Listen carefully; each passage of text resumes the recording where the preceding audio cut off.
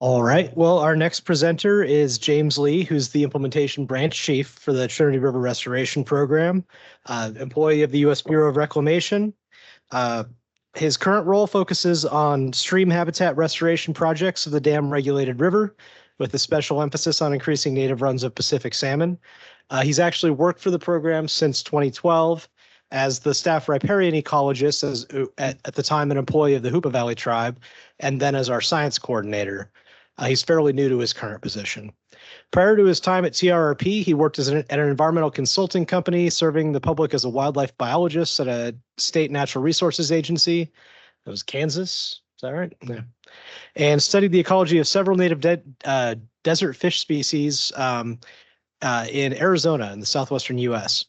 He earned a BS in wildlife and fisheries biology from the University of California at Davis and a master's degree in forest resources from the University of Georgia. And as many of you saw the other night, he has a wonderful family and an amazing house overlooking the Trinity River. So let's welcome James. Good afternoon, everybody. What I'm going to talk about draws a little bit from what we heard yesterday from Don Ashton and Todd Buxton's presentations, and also the riparian encroachment synthesis report that John Baer at McBain Associates completed a couple of years ago, as well as the work that he and Scott McBain have been doing since about the 1990s. And I thought it kind of fit well with the theme of the symposium, and some observations I've made over the years, and I hope it's of interest to you, and hope maybe it generates a little bit of thought and discussion from you. So lots and lots of native and non-native riparian and wetland species in the Trinity, hundreds of species. But I'm just going to be talking about basically one today, narrowleaf willow. There's a similar species out there called dusky willow. They're both very similar ecologically, and morphologically. They both look very similar, and they both interbreed. So you'll see intergrades of these two species, and we generally refer to them all as narrowleaf willow. But I just wanted to recognize there's also dusky willow out there. Narrowleaf is a native species. It's found all throughout North America, from Alaska to New Brunswick, south to Mexico, coast to coast. It's highly adapted to life in the active channel. It's extremely scour resistant. It's inundation resistant. It can withstand long periods of time submerged underwater and still live during the growing season. It can be inundated almost the entire wet season as well. Very inundation resistant.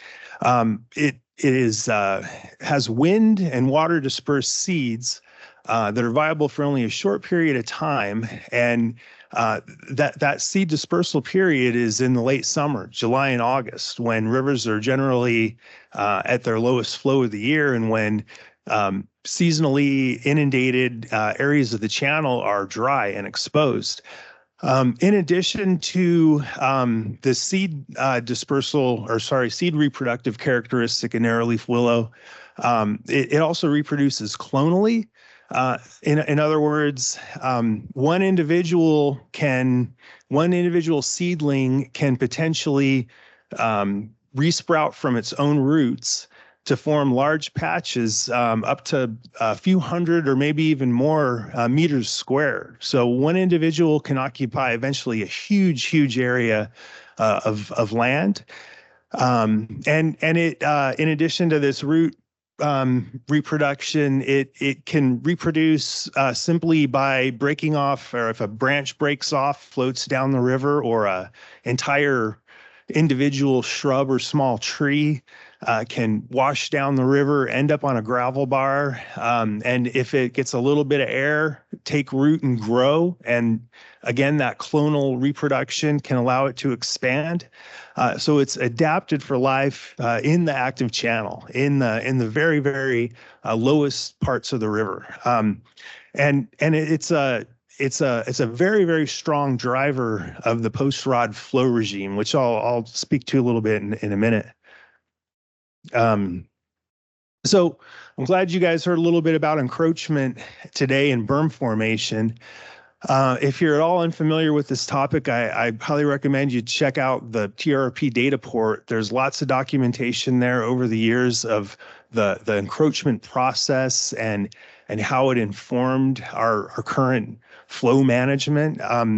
In general, berm formation started really rapidly after the Trinity River Division was completed. By the early 70s, berms had formed down the main stem Trinity River, which channelized the river, reduced hydraulic diversity to the detriment of salmonid rearing habitat.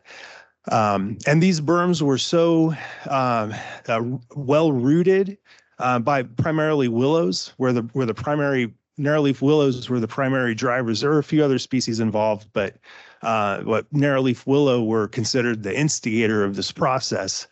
That even the maximum flows released from Trinity Dam of around 11 or 12,000 CFS were known to not be able to scour these berms. And so a lot of our current flow management is addressed at preventing the reformation of these berms.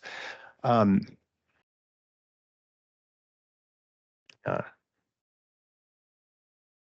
right, so encroachment. Encroachment's a natural process along rivers, and so is berm formation to some extent. There's nothing inherently wrong with encroachment or berm formation. It's all about the hydrologic and geomorphic setup that makes it detrimental. But something interesting about the history of riparian berm formation on the Trinity was that these were associated with very, very high seedling densities, not just a few individual willows, but literal carpets of seedlings that were able to trap sand and other fine sediment and initiate the berm building process. Furthermore, the berms are really a concern in the really close to the wetted edge. Well, basically from the wetted edge outward, the summer base flow wetted edge outward. And we have this area called the riparian encroachment risk zone, which is that area that's inundated between 450 and 2,000 cubic feet per second. And this is the zone in which we try to use flows to maintain low or no narrowleaf willow seedling densities, particularly on open bars and banks. Not so much a concern in currently vegetated areas where these areas are resistant to scour anyway, and where you would have few seedlings generating under a canopy. So rod flows are pretty effective at controlling seedlings. First of all, through the protracted recession limb that actually inundates these low bank areas, 450 to 2,000 during the seed dispersal period. If areas are inundated with water, seedlings can't contact the soil and they just don't initiate. The other main aspect of rod flows that has to do with encroachment and narrowleaf willow control is scour. And years ago, during the flow study days, it was hypothesized that 6,000 CFS was sufficient to scour one-year-old willow seedlings. In other words, seedlings that initiated the summer before. 85 would scour 2-year-old, and 11 would scour 3-year-old seedlings. And it was also hypothesized that after they reached this age, they were invulnerable to rod flows. And this over 20 plus years of rod flows has actually held true. So I wanted to while we're talking about scour and flows, I purposefully selected this slide from a presentation that Scott McBain gave. The date was 1999, just to demonstrate a lot of thoughts gone into this process, an awful lot of work. And also it's a good illustration of the distribution of shear stress on a cross section of the channel. It's highest in the middle, and it dissipates as you move away from the center of the channel to the banks where the willows are. And it's variable. So when we're talking about 6,000 for 1 year, 85 for 2, 11 for 3, that's caveated in that there's a lot of diversity out there, a lot of hydraulic diversity. It's not it's not, maybe not necessarily as simple as it sounds, but that is the basis. And I mentioned before that these rod flows have been pretty good at controlling narrowleaf willows. Out of since 2004, only one willow cohort has survived the entire cohort has survived in the riparian encroachment risk zone, and that was a 2006 cohort. Preceded a really high peak flow of around 10,000, and then succeeded by 3 years, 2 of which were dry and 1 was normal. And weren't able to implement that 6,000 for 1 year, 85 for 2, and 11 for 3 sequence that was hypothesized to work. So, overall, I'd say that the program has been very effective at limiting the growth of narrowleaf willow seedlings as it was intended. And the caveat has always been, once they get beyond 4 years old, there's really nothing that rod flows can do to them. So besides flow, it's been brought up a lot. Well, can we control willows from desiccation? Can we dry them out? The simple answer is no, not really. Willow roots grow rapidly, perhaps an inch a day, as they're tracking a receding water table. And the first year after they're established, they're generally locked into that water table. In order to dry them out further, you would have to dry out the entire riparian zone, drop stream flows to levels that are probably completely unreasonable.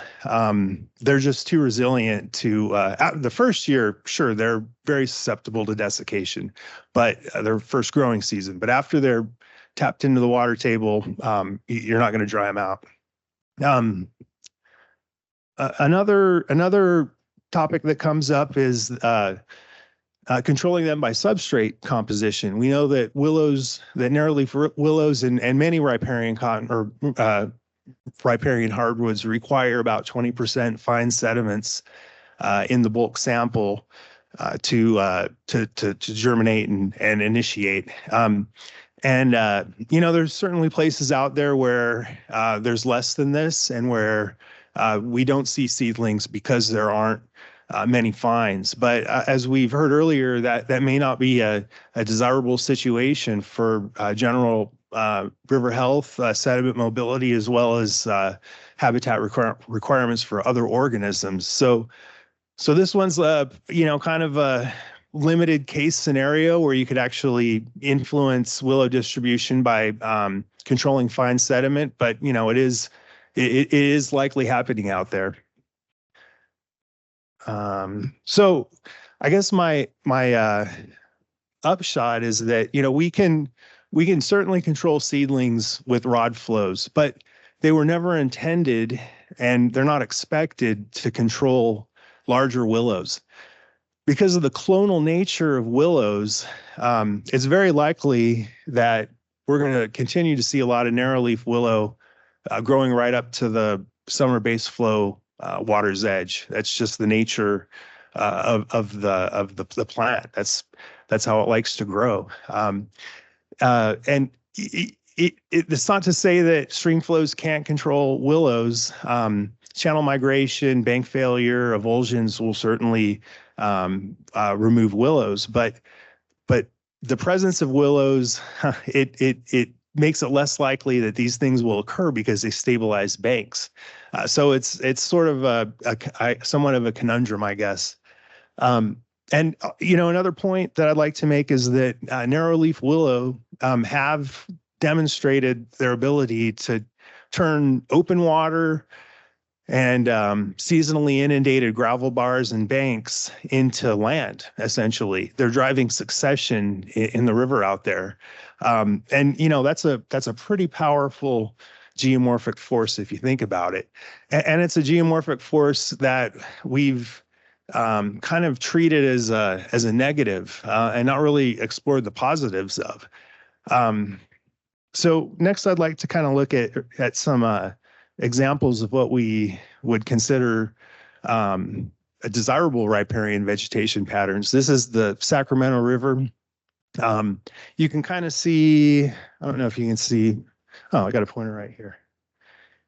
See some things about right up in here. There's a stringer of riparian vegetation forming a arcuate band along this point bar that appears to be migrating that way into that eroding bank on the outside of the meander. And then there's additional bands right here, slightly older.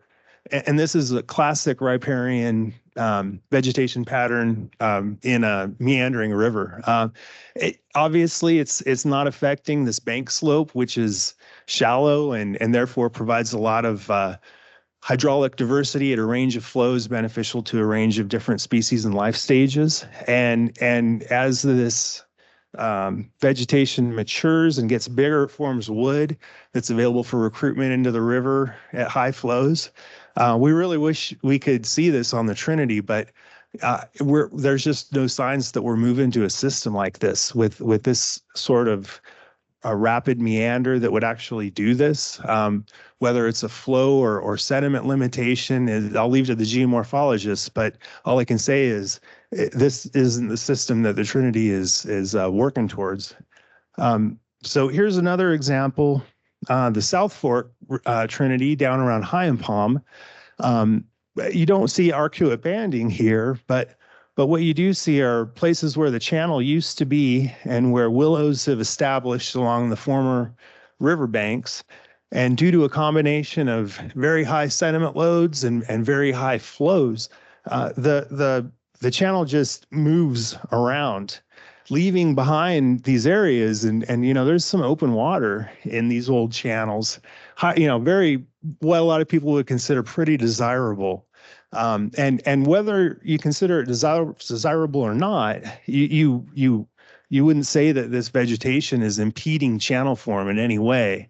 It's likely contributing it to it, maybe in ways that we can't see, but it's definitely not impeding channel function. In contrast, this is more the typical pattern we see on the Trinity River. This is Chapman Ranch pre-construction towards, around mile 30 or so of the restoration reach. Whoops, back here. Mature bands of fairly narrow bands of riparian vegetation right along the bank.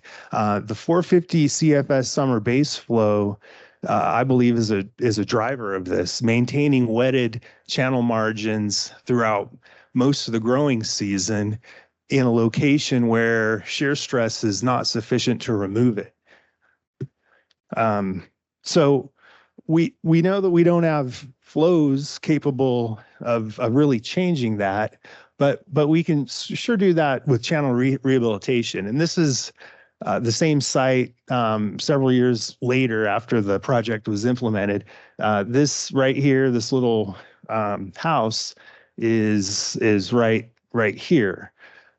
So as you can see, this formerly straight channel that was encroached was realigned. There's nice meanders in here. There's now point bars, and these small point bars are the areas that we can manage riparian hardwoods, narrowleaf willows with scour. But the banks on the sides and the straight channels, like I said, they'll likely become encroached, whether that's detrimental or not. Maybe that's a value call or a judgment call, but we're not going to be able to stop willows very, very well along these straight banks, mainly right around in here, these sorts of areas right over here. So I'd like to, just back up a little bit.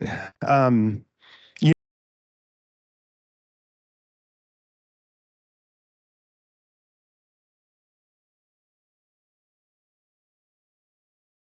The water temperature delays their reproduction, their larval growth, and essentially there's no recruitment in this reservoir. This fish is long gone, I'm sure by now. So are all its cohorts. It was a pre-dam fish, and they're simply not replaced unless people literally catch the larvae and raise them out in a hatchery, Willow Creek hatchery, ironically, and then reintroduce them as subadults, like 30 or 30 centimeter or so subadults back into the river and lake. This experience years ago got me thinking about some of the paradigms that kind of drive us, and especially in fisheries where water being of such importance, we're willing to take it and use it anytime we can without necessarily thinking if that's the right thing or not. It's almost like if we have water, that's a good thing. And we'll worry about the details later. I'm starting to think in this program, now's about the time. We have I'm going to skip over. You've seen this slide plenty of times. We have an incredible tool in this program with our flows. Our annual water volumes, they're only 50% of the annual inflow into Trinity Reservoir, but they're substantial at that. And they've been challenged in court, and we kept them. They're legally defensible flows, very, very powerful. And below Lewiston Dam, there are no downstream diversions. There's no downstream, or I should say, large-scale industrial or agricultural diversions. No downstream power generation. The 11,000 CFS peak that Trinity Dam can release, and our annual water volumes are essentially our constraints within the context of adaptive management. We have a lot of latitude on how we use that water, and it's essential that we use it to the best of our ability, to the best effects that we can. That's what the big risk is that we don't do that, that we are actually misusing our water and not using it to the best of our ability. So that being said, I think about riparian patterns on the Trinity River, and this is Pear Tree Gulch, right? Well, I think the screw trap and gauge is just right up here behind these willows, and this bank was treated in the 2000s, and it was grubbed.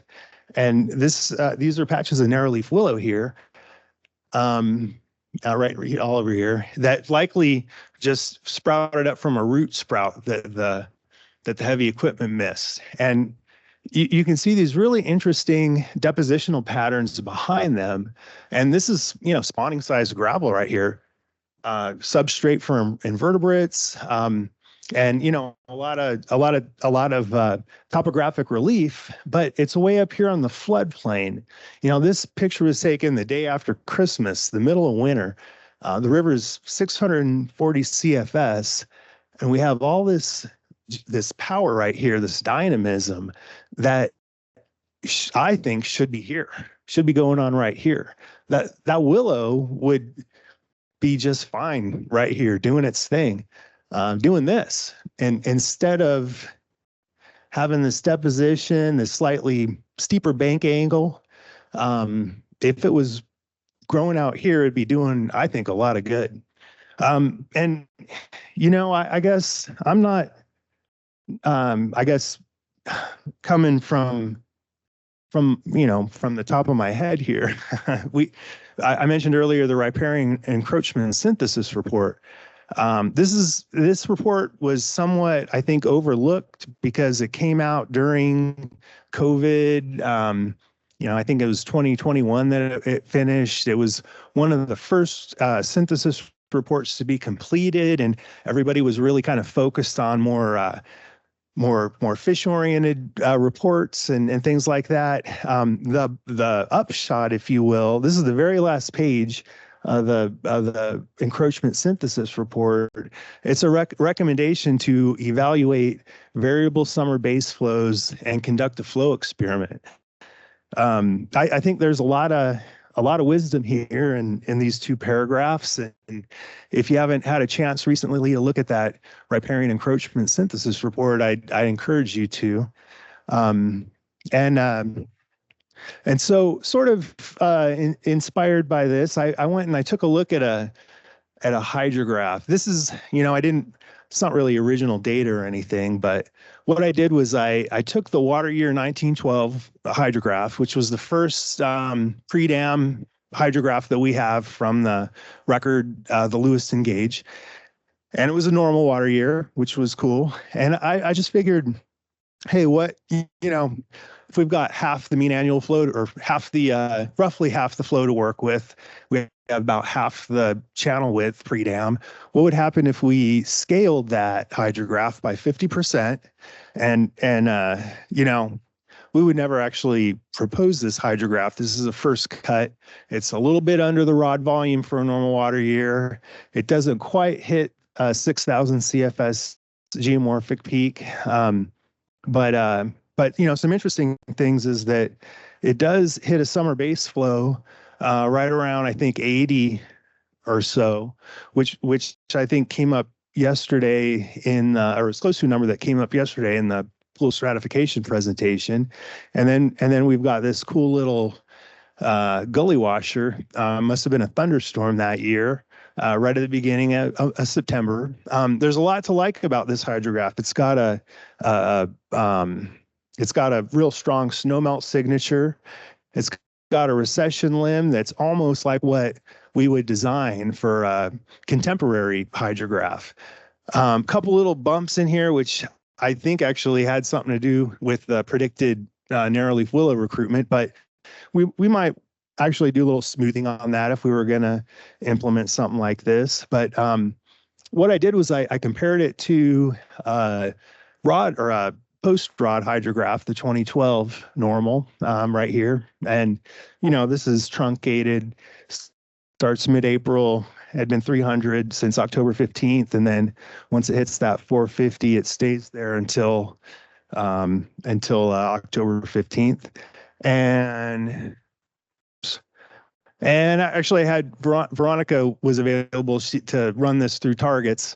And I don't have time to go into targets right now. It's a cross-section based model, and the output are the number of nodes on the cross-section that have the potential to grow your targeted species. So that's not 115 plants, that's 115 nodes. There could be one, there could be 100 plants at this node. You can only compare within a flow bin. So below 12.7 cubic meters per second, that's 450. It would produce narrowleaf willow seedlings down below 450. That's what that hydrograph would do. And the overall number isn't really that different between the scaled 1912 and the contemporary 2012. They're just redistributed lower in the channel, where if they were to become established, they could actually do some geomorphic work. So I thought a little bit about what the next steps would be if we were going to move forward with this recommendation. And it makes perfect sense to coordinate it with a potential proposed pool stratification study, which would require a lot of modeling, right, up front. It would represent such a big paradigm shift that it's not something that we could do off the cuff. And, a lot of the same concerns that were brought up yesterday that would need to be addressed are parallel. And potentially the same hydrograph would accomplish the same objectives for riparian pool stratification and foothill yellow-legged frog recruitment and improved Western pond turtle energetics, and potentially, we haven't really gotten into this, but potentially spring run Chinook, over summering habitat requirements as well. And so you would do a bunch of modeling before you even really propose a hydrograph. And this in itself would be a pretty heavy lift. And we've had a little bit of discussions among riparian and aquatic ecology work group members about doing something like this. And I think we're, getting pretty close to moving forward with a plan like this. And I would love to see that happen. As a former riparian ecologist and someone who spent a lot of time working on rivers, and somebody who lives on the Trinity River and is interested in seeing it as healthy as it can be, and us using the water to the best of our abilities. So, just I know my time's up, should be up anyway. I just a few things that I wanted to leave you with. We, in the whole history of the program, have never subjected the 450 CFS summer base flow and to any sort of adaptive management, or even hypothesized any deviation from that. That slide, with all the hydrographs, historic hydrographs, the point I wanted to make there was there's a lot of variability in that July-August period historically. Perhaps a couple orders of magnitude difference between summer base flows between some critically dry years and extremely wet years. But we've never explored this at all. And I wouldn't go so far as to say that the science behind a 450 CFS base flow is flawed. You can certainly demonstrate the upper thermal lethal limit of salmonids and pick a point downstream that you don't want to exceed. And you've got, if your strategy is to manage that with simply increased dam flows, then that makes sense. But what I feel is that the assumptions behind that that line of thinking are not supported by the learning that we've done over the last 25 years. Namely, that assumption being that thermally stratified pools are not superior oversummering habitat for salmonids. Two, that other aquatic species, non-salmonid aquatic species, non-fish aquatic species are not important to the health of the Trinity River. And three, that the geomorphic potential of narrowleaf willow needs to be considered a problem to be dealt with rather than a strength to be embraced. So thank you. Thanks, James. That's great stuff. So if we were to lower summer base flow to promote plant growth inside what is the 450 channel now, how do you think the channel would evolve under that new base flow? Well, with that, I would definitely want to explore with hydrodynamic models. But likely we'd see deposition occurring downstream of willows. It doesn't have to be a dense band of or a dense patch of willows. It could just be one over time that expands. So deposition within the channel bed is mainly what I would expect. And then associated with that, over a period of time, the floodplain that's easier for flows to engage because of that increased roughness in the channel bed. So those are two things that I would think of off the top of my head. Another would be we've heard a lot about the benefits of cover in habitat, and you would have that cover in the channel. When